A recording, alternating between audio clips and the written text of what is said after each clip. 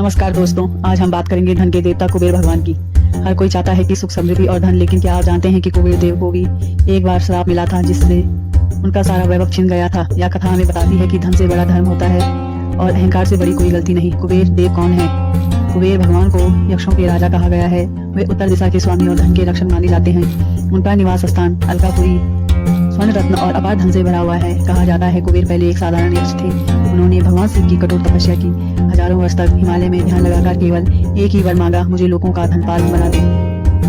भगवान शिव की उनकी भक्ति से प्रसन्न हुए और उन्हें धन का स्वामी बना दिया। तब से उन्हें धनाक्षय कुबेर कहा जाने लगा। अहंकार का आरंभ। समय बीतता कुबेर के पास असीम धन, वैभव और सम्मान आ गया।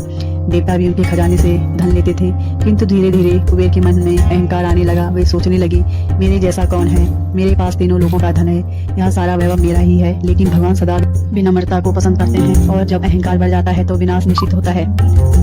कुबेर को मिला श्राप। एक बार कुबेर ने ब्रह्मा जी के दरबार में अपने धन का घमंड दिखाया। उन्होंने कहा, यदि मैं ना रहूं तो संसार में कोई भी समृद्ध ना रह सके। यह सुनकर ब्रह्मा जी क्रोधित हुए। उन्होंने कहा, हे कुबेर, याद रखो, धन तुम्हारा नहीं, केवल तुम्हारे माध्यम से चलता है। तुम्हारा घमंड ही तुम्हारे पतन का कारण बनेगा। और तब ब्रह्मा जी ने उन्हें श्राप दिया कि आज से तुम्हारा सारा धन लंका में स्थानांतरित हो जाएगा। लंका में धन का स्थानांतरण। श्राप के प्रभाव से कुबेर का स्वर्णमय विमान, पुष्पक विमान और उनका अपार धन सब लंका के राजा रावण को प्राप्त हो गया। रावण दरअसल कुबेर का सौतेला भाई था। कुबेर दुखी हुए, पर ब्रह्मा जी ने कहा, यह तुम्हारे कर्मों का परिणाम है। जब तक तुम विनम्रता नहीं सीखोगे तब तक यह धन तुम्हारे पास नहीं लौटेगा।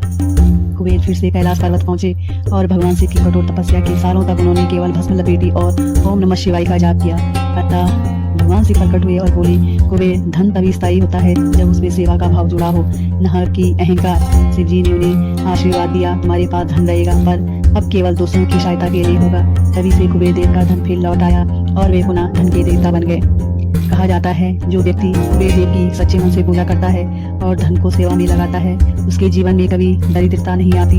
लेकिन जो केवल स्वार्थ या लालच से धन चाहता है, उसे धन को मिल जाता है, पर शांति और संतोष नहीं मिलता। इस कथा का सार यही है दोस्तों, धन कभी भी स्थायी नहीं होता। यह केवल एक माध्यम है कर्म और करुणा को बढ़ाने का। अगर हम कुबेर देव की तरह भक्ति, विनम्रता का और सेवा का मार्ग अपनाई तो हमारा जीवन भी समृद्ध और शांतिपूर्ण बन जाता है। तो दोस्तों, अगर आपको यह कथा अच्छी लगी हो तो इसे अपने मित्र तक जरूर पहुंचाएं और याद रखें, धन का असली मूल्य तभी है जब वह किसी के काम आए। जय कुबेर देव।